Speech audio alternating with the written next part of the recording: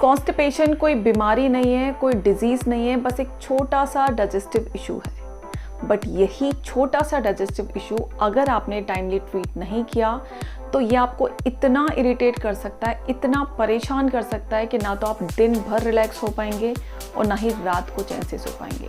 Because it can lead to many hair and skin problem like dandruff, hair loss, itchy scalp, dry and dull skin and mouth ulcer। Ayurveda के according 70% बीमारियां हमारे पेट से related होती हैं, हमारे digestion से related होती हैं। सो अगर हमें हेल्दी रहना है तो इन्हीं सारे डाइजेस्टिव इश्यूज को टाइमली क्योर करना और उन्हें ट्रीट करना, ये आज के टाइम में हमारी प्राइम रिक्वायरमेंट बन जाती है। So this video is all about how to cure constipation, how to treat constipation, foods for constipation, constipation home remedies and constipation relief।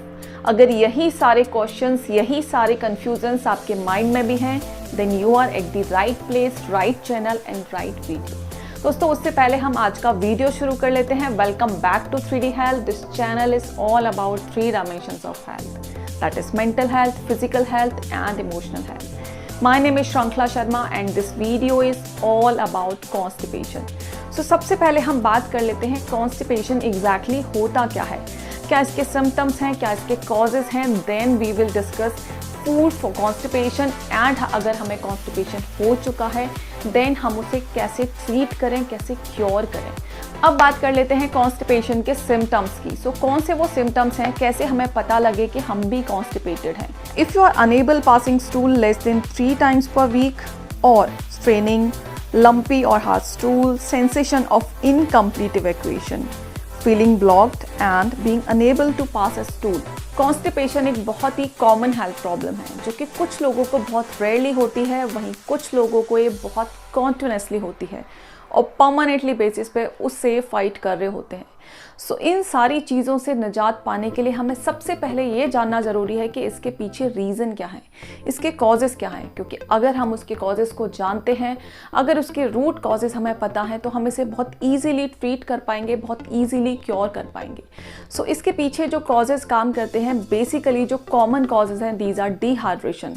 अगर आपकी बॉडी वेल हाइड्रेटेड नहीं है, अगर आपकी डाइट में प्रॉपर फ्लूइड्स नहीं है, प्रॉपर फाइबर्स नहीं है, अगर आप कुछ पर्टिकुलर मेडिसिन्स ले रहे हैं, लाइक अगर आप डायरेटिक्स ले रहे हैं या फिर आप बहुत ज़्यादा टी एंड कॉफ़ी ले रहे हैं, बहुत ज़्यादा ग्रीन टी ले रहे हैं जो कि हमारी बॉडी में वाटर के कंटेंट को कम कर देती हैं।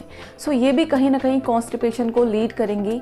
आपकी बहुत ज़्यादा इरेगुलर ईटिंग हैबिट्स हैं, आपकी लाइफस्टाइल बहुत ज़्यादा सेडेंट्री है, then it can also lead to constipation. But अच्छी चीज़ ये है कि कुछ चीज़ों का ध्यान रखें और अपनी डाइट में कुछ फूड आइटम्स को इंक्लूड करके हम इसे बहुत ईजिली क्योर कर सकते हैं, बहुत ईजिली ट्रीट कर सकते हैं। सबसे पहले हम समझते हैं कॉन्स्टिपेशन एग्जैक्टली है क्या, कैसे काम करता है, किस वजह से हमें कॉन्स्टिपेशन होता है।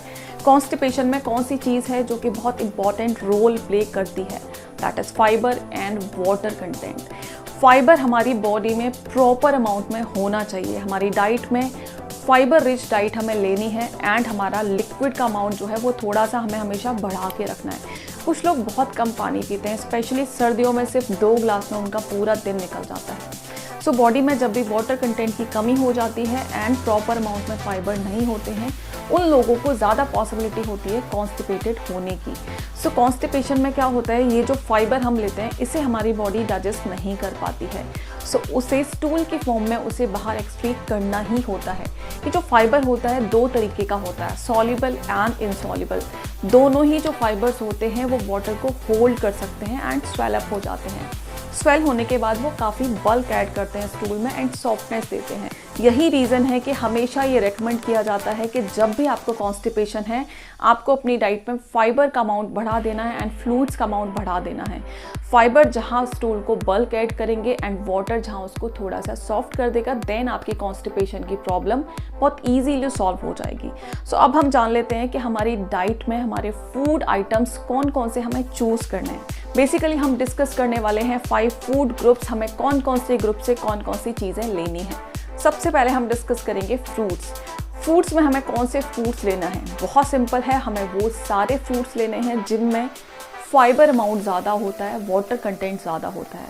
Like watermelon, papaya, Apple, kiwi, pair, ये सारे फ्रूट्स हम ले सकते हैं। बाकी ये लिस्ट है, आप लोग चेकआउट कर सकते हैं कि हम कौन कौन सी चीज़ें ले सकते हैं। उसके साथ साथ अगर हम वेजिटेबल की बात करें तो वेजिटेबल का कोई भी पार्ट अगर आप ले रहे हैं, आप लीव्स ले रहे हैं या फिर रूट्स ले रहे हैं, उससे हमें बहुत सारे सॉल्युबल एंड इनसॉल्युबल फाइबर मिलने वाले हैं। प्लस उनका वाटर कंटेंट भी काफ़ी अच्छा होता है। तो हमारी डाइट में काफ़ी सारी ग्रीन लीफी वेजिटेबल होनी चाहिए एंड रूट्स भी होनी चाहिए विद स्किन। अगर मैं बात करूँ पोटैटो की या फिर स्वीट पोटैटो की, तो विद स्किन हमें उसे यूज़ करना है, कंज्यूम करना है। नेक्स्ट फूड ग्रुप आता है होल ग्रेन्स। हमें अपनी डाइट में होल ग्रेन्स को ज़्यादा से ज़्यादा इंक्लूड करना है। यानी कि हम अगर ब्रेड ले रहे हैं या फिर खाने में चपाती बनाने वाले हैं तो हम होल व्हीट की चपाती लेंगे। हम बार्ले ऐड करेंगे, ज़्यादा से ज़्यादा ओट्स ऐड करेंगे, मल्टीग्रेन आटा यूज़ करेंगे। तो होल ग्रेन हमें अपनी डाइट में ज़्यादा से ज़्यादा ऐड करने हैं क्योंकि उनमें होता है काफ़ी अच्छे अमाउंट में। अगर हम नट्स एंड सीड्स की बात करें तो नट्स में almond and walnut, and seeds की अगर बात करें तो chia seeds and flax seeds. इन सब में काफ़ी अच्छे अमाउंट में फाइबर होता है, प्लस काफ़ी सारे माइक्रोन्यूट्रिएंट्स, काफ़ी सारे एसेंशियल अमाइनो एसिड्स होते हैं, फैट्स होते हैं अच्छे, काफ़ी सारे विटामिन्स होते हैं एंड मिनरल्स होते हैं जो कि हमारी ऑल ओवर हेल्थ के लिए काफ़ी अच्छे हैं, काफ़ी बेनिफिशियल। बीन्स एंड लेग्यूम्स वो भी आप डेफिनेटली अपनी डाइट में ऐड कर सकते हैं, बट एक चीज़ मैं ज़रूर यहाँ पे मेंशन करना चाहूँगी कि बीन्स एंड लेग्यूम्स बहुत सारी ऐसी प्रॉब्लम्स हमारे लिए क्रिएट कर सकते हैं अगर उनको एक प्रॉपर अमाउंट से ज़्यादा अमाउंट में ले लिया गया। सो जब भी हम लेग्यूम्स ले रहे हैं, बीन्स ले रहे हैं, बहुत ही कैलकुलेटेड अमाउंट में लें क्योंकि कहीं ना कहीं गैस एंड ब्लोटिंग की प्रॉब्लम हमारे लिए क्रिएट कर सकती है। नाउ आते हैं अपनी पांचवी and that is the most important thing, water content. यानी कि हमें अपनी डाइट में फ्लूइड्स का अमाउंट बढ़ा देना है। हम कितने फ्लूइड्स ले रहे हैं, कितना प्लेन वाटर ले रहे हैं, ये भी हमें कैलकुलेट करना है। सो हमें अपनी डाइट में फ्लूइड्स का अमाउंट बढ़ा देना है। उसके साथ साथ हम कितना पानी पी रहे हैं वो भी थोड़ा सा हम कैलकुलेट करके रखेंगे। कम से कम 6 to 8 ग्लासेस ऑफ वाटर आपको डेली पीना है, चाहे विंटर है या फिर समर है। उससे ज़्यादा पी सकते हैं, बहुत अच्छी बात है, बट कम से कम आपको इतना ज़रूर पीना है। सो ये कुछ छोटे छोटे से टिप्स हैं, कुछ छोटी छोटी चीज़ें हैं जो कि अगर हम ध्यान में रखते हैं तो बहुत ईजीली ट्रीट कर सकते हैं कॉन्स्टिपेशन को। अब हम डिस्कस करते हैं कि वो कौन सी चीज़ें हैं, कौन सी होम रेमेडीज़ हैं जो कि अगर हम कॉन्टिन्यूसली कर रहे हैं अपने डेली रूटीन में तो कॉन्स्टिपेशन कभी होगा ही नहीं। सबसे पहली चीज़, आपको अपनी डाइट में फाइबर का अमाउंट बहुत अच्छा रखना है डेली, एंड आपके फ्लूइड्स का अमाउंट भी काफ़ी हाई होना चाहिए, काफ़ी नहीं बट मॉडरेट ज़रूर होना चाहिए।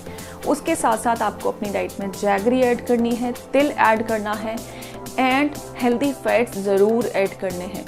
अगर ये चीज़ें आपकी डाइट में हैं, डेली बेसिस पे हैं, तो आपको कॉन्स्टिपेशन कभी हो ही नहीं सकता। फाइबर कंटेंट के लिए एक और बहुत इंपॉर्टेंट चीज़ मैं ज़रूर मेंशन करना चाहूँगी कि डाइट में फाइबर होना बहुत ज़रूरी है, बट अगर ये भी एक्सेस अमाउंट में चले जाते हैं तो ये भी कहीं ना कहीं हमारे लिए बहुत ज़्यादा प्रॉब्लम क्रिएट कर सकते हैं। सो डेली बेसिस पे अगर हम काउंट करें तो हर अडल्ट के लिए कम से कम 20 to 30 gram of fibre daily हमें लेने हैं। अगर आप रफली काउंट करें, एक प्लेट अगर आप सैलड डेली ले रहे हैं रॉ वेजिटेबल्स का एंड 2 फ्रूट्स कोई भी अगर आप ले रहे हैं और नॉर्मल घर का खाना खा रहे हैं तो आपकी रिक्वायरमेंट बहुत ईजिली फुलफिल हो जाएंगी। उसके साथ साथ हम 2 प्राणायाम ज़रूर करें जो कि हमारे डाइजेशन को इम्प्रूव करते हैं, हमारे मेटाबॉलिज्म को बूस्ट करते हैं। That is Gomukhasana and vajrasana, जो कि ऑलरेडी वीडियो में अवेलेबल है। अगर आप लोगों ने वीडियो नहीं चेकआउट की है तो मैं डिस्क्रिप्शन में एंड आई बटन में उसका लिंक ज़रूर मेंशन कर दूंगी, आप लोग जाके चेकआउट। सो दोस्तों, ये था in brief about constipation. I hope आपको इन्फॉर्मेशन यूजफुल लगी हो। अगर लगी है तो प्लीज़ इसे लाइक करें, शेयर करें, कॉमेंट करना ना भूलें। मिलते हैं किसी और वीडियो में किसी और टॉपिक के साथ। तब तक के लिए bye bye, take care, stay healthy and stay happy. Thank you so much.